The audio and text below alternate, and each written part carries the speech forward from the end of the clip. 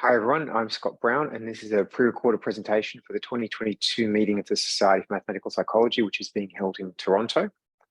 I would really like to be there in Toronto, but due to the usual COVID-related problems that we're all getting pretty normal at dealing with these days, I can't be there. So I hope this pre-recorded presentation helps a little bit instead. The people who help me with the work in this talk are listed there. Alex Thorpe is a postdoc in the School of Psychological Sciences here at the University of Newcastle. Ollie Kelly and Alex Callan are colleagues from the School of Environmental and Life Sciences at the University of Newcastle. This talks about a data aggregation problem. The data aggregation problem that we're talking about is one that happens when you use citizen science methods to crowdsource the coding of stimuli like this one. So this picture here is a picture of a penguin rookery, and it was put up on a website called Zooniverse, and citizen scientists help to identify how many and where the penguins are in these pictures. Each of those dots represents one citizen scientist who goes onto the web, finds this picture, and clicks where they think the penguins are. The data aggregation problem is how you put together the different responses from the different scientists. Those different dots of all colors represent responses from different citizen scientists, and you have to put them together into some averaged aggregated response. It's pretty easy in this case because the citizen scientists all agree with each other. But what would you do if they didn't, right? If some of the dots were widely different from each other? It's hard to do because there's no ground truth. You don't know where the penguins really are. That's the point of getting the citizen scientists to do it. And also there's variable quality of the citizen scientist contributors. Some of them pay great attention, some of them are highly skilled, some of them are not. Prior approaches to the aggregation problem have sort of fallen into two camps. One is a statistical approach where you just do some kind of statistical averaging of the data. And that's fine, it works pretty well, except it doesn't take into account any of the differences between the citizen scientists. So there's no account taken for who's very good and bad or paying a lot of attention and not. The other way of doing it, and this is the sort that we will pursue, is based on a cognitive model where you use a cognitive model to simultaneously learn about the qualities of the citizen scientists and to aggregate the data over those different scientists. Our particular data aggregation problem is not the penguin one, it's a threatened frog problem. So our ecology colleagues are interested in studying threatened frogs in Australia. And the way they study the frogs in this particular project is to take audio recordings and identify from the audio recordings which frogs are present. Now, this works well because the audio recordings, the frogs call in very distinctive ways. For example, this is the giant burrowing frog. And that call is very distinctive. So if you're trained, you can hear that difference. This is another frog. This is the northern heath frog. It's also known as Little John's tree frog.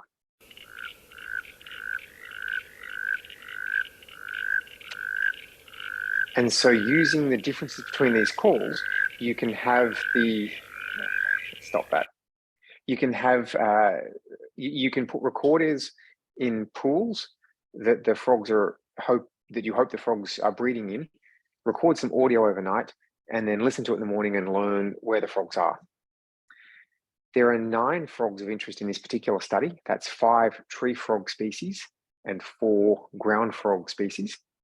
But of particular interest of the 9 are 2 of them, which are threatened species, the northern heath frog and the giant burrowing frog, the 2 I just showed before. I'll use the abbreviations on the right-hand side to refer to these. So the threatened pair are LLJ and GBF. The questions that our ecology colleagues are interested in are which frog species are present in the pools from which they record audio.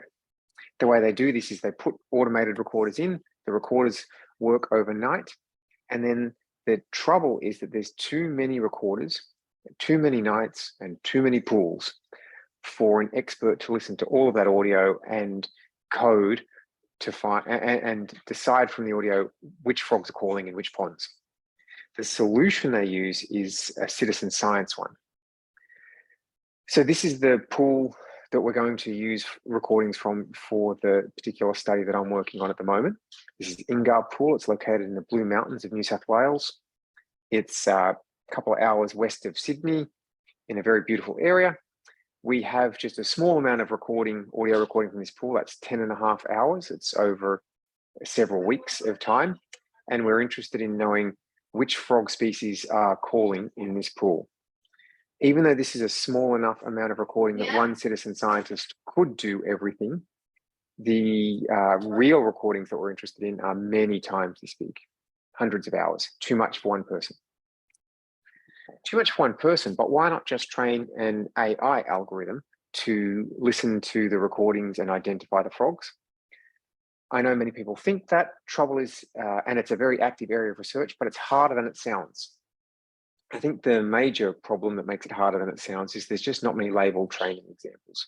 So we don't have a big teaching set for the AI, not the way you do with Google Capture Images or whatever else we have for that kind of thing. So in the 5 to 10 years it's going to take for AI to get up to speed on this, our ecology colleagues have turned to citizen science to fix the problem. To solve this problem with citizen science, they take the hours of recording, they split the audio up into 30-second audio clips. They put these clips on a site called zooniverse.org under a project called FrogFind. And then citizen scientists, anyone like you and me, I mean, I've done it, can just go onto zooniverse.org, register, and start listening to audio clips 30 seconds at a time. And after each clip, deciding which frogs were calling and which frogs were not. It's just as easy as that. There's a little bit of training. It works kind of like this. Here's a little example from one project. There's 2 frogs of interest in this project, the giant burrowing frog and the northern heath frog. Those are those 2 threatened ones. And you listen to 30 seconds and code as to whether you think both are calling, neither are calling, just one or just the other. And just to demonstrate that this is hard and it's not quite the same as those examples I gave earlier, here's 2 recordings I'll play a little bit of. Sometimes it's like this. Right, that's pretty easy. There's one frog species calling and clearly. But sometimes it's like this. There's all kinds of things. There's a whole symphony of frogs calling there, and it's not easy to know what's going on. Different citizen scientists will produce very different responses to that clip. And so that's why we need to have a data aggregation approach, which can work out who knows what they're talking about. The coding problem was split into 2 sub-projects on Zooniverse. The first one, which I'll call the community project, had 650, 660 people contribute to it. And it was split into 2 bits. In one part, we asked about all 4 ground frog species. So every time you listen to one of the audio clips from Ingarpool, we asked you, here are 4 ground frog species, which ones were in there? Or, for different people, we asked, here are 5 tree frog species, which ones were in there? We did a follow-up study, which I'll call the threatened study, and it's exactly the same audio clips, but a more focused set of questions. Instead of asking about all the species, both ground and tree, we just asked people about the 2 species of greatest interest, the threatened frogs, GBF and LLJ. So after listening to an audio clip in the threatened project, we asked you, was GBF calling, was LLJ calling, both or neither? What we're going to use to help address the data aggregation problem is cultural consensus theory. This was developed by Romney and Batchelder in the 80s, but there were also earlier versions of the same idea developed in the computer science literature, particularly the model from David and Skeen. The usual approach for cultural consensus theory, I mean, the usual application of cultural consensus theory is to apply in a cross-cultural question where you don't know the ground truth. So you want to ask questions about the culture of another group, and you, A, don't know the ground truth, like what the cultural knowledge really is, and B, you don't know who is good and bad in that group about knowing the cultural knowledge. So which people have greater and lesser access to the cultural truth. And cultural consensus theory works in an item response theory kind of way to work out at the same time what the cultural ground truth is and who has better and worse access to that truth. This is the same as our citizen science problem. We have to work simultaneously to understand which audio clips have frogs calling in them and do not, but also which citizen scientists are better and worse at understanding the calls of the different frogs. This leads us to research questions on the psychology or methodology side, separate from ecology. And primarily, I want to understand, will cultural consensus theory work in this situation? We have a huge data missingness problem. By missing data here, I mean that each citizen scientist really only sees a small fraction of the audio clips, usually less than 10%. Also, can this approach make life easier for the ecologist colleagues of ours? That is, can they use the results of the cultural consensus theory to help estimate which of the audio clips are most likely to have calling frogs in them, and therefore focus their resources on listening to those? The particular model we use is to model each citizen scientist decision about each audio clip for each frog species as a multinomial processing tree. Excuse me, the multinomial processing tree looks like this.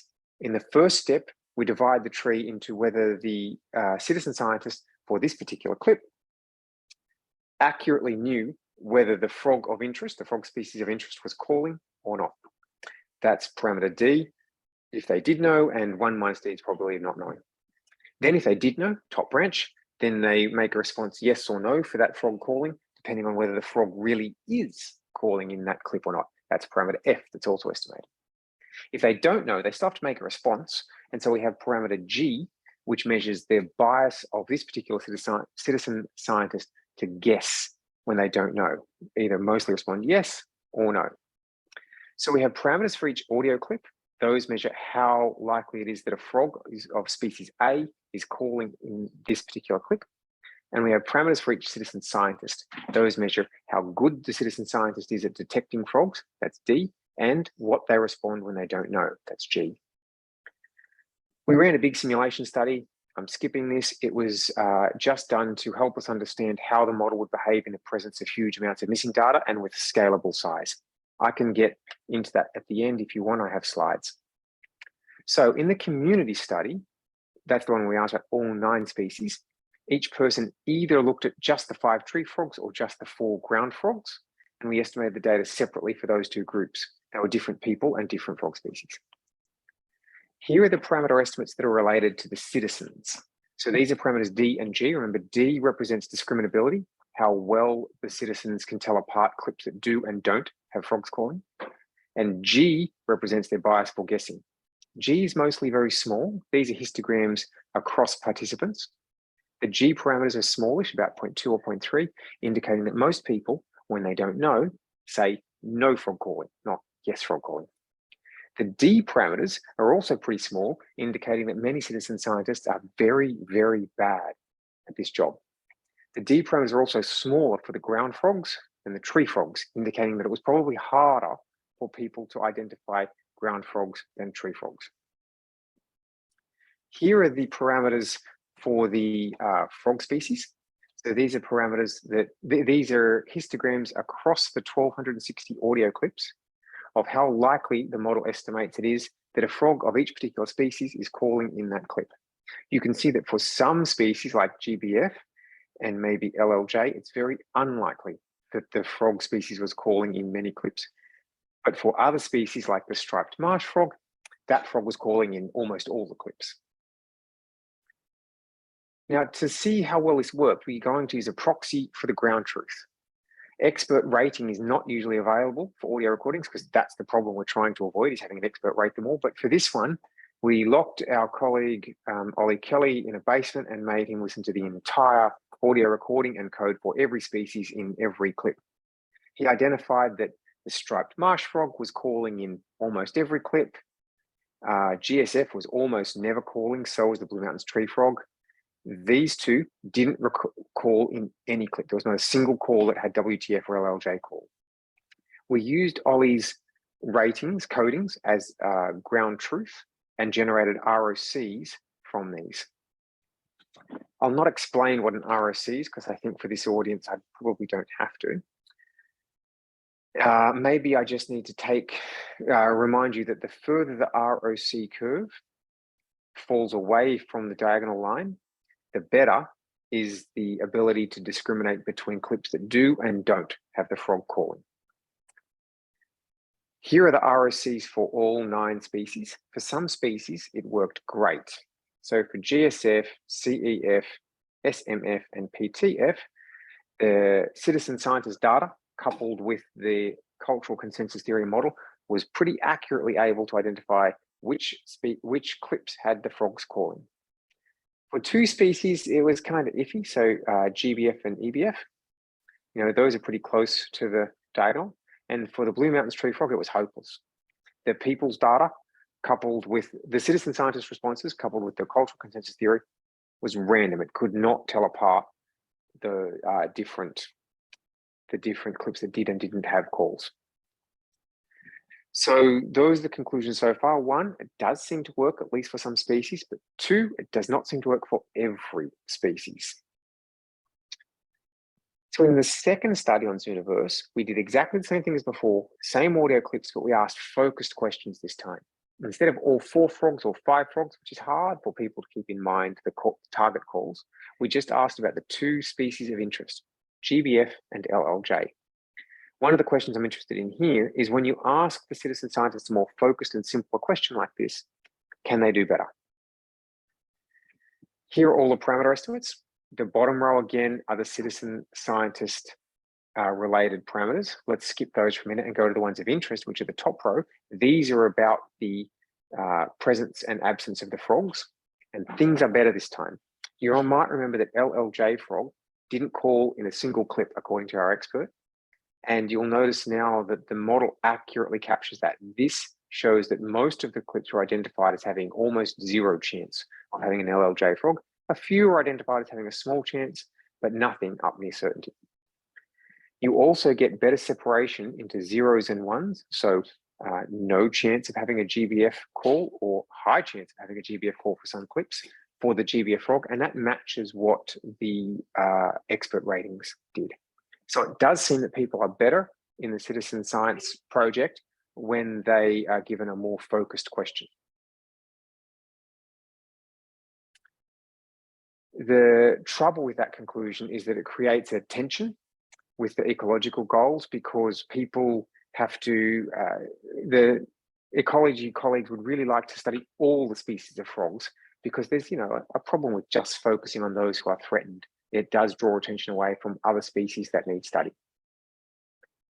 Finishing up now, the conclusions that we draw from this is that cultural consensus theory does appear to be a viable way to aggregate data that's produced by citizen scientists, and it works through the citizen science movement to accurately code who does and doesn't know what they're talking about. It seems to work okay even in the presence of very large amounts of missing data. It scales pretty well. It's probably not a fully automated final answer. It wasn't perfect. It didn't accurately match the expert coding in certain cases, but it is a very useful screening tool. In future directions, there's a few things I'd like to flag. One is that we could do better on the Zooniverse project. At the moment on Zooniverse, each clip is retired from asking for audio ratings after a fixed number of people have coded it. But that ignores the uncertainty. What if people code that clip who don't know very much? A version that uses cultural consensus theory to learn about the certainty with which you know about each clip could retire them only when enough certainty is reached. Another future direction that we're investigating goes in the sort of opposite path. Instead of investigating the citizen science approach, it investigates the citizens themselves. And we have ethics in for this at the moment. We're going to start asking questions of the citizen scientists themselves to see if we can learn what it is that makes some citizen scientists better at this and some worse, and what we can do about that with easy interventions. That's it. Thanks for listening, and sorry I couldn't be there in person this time.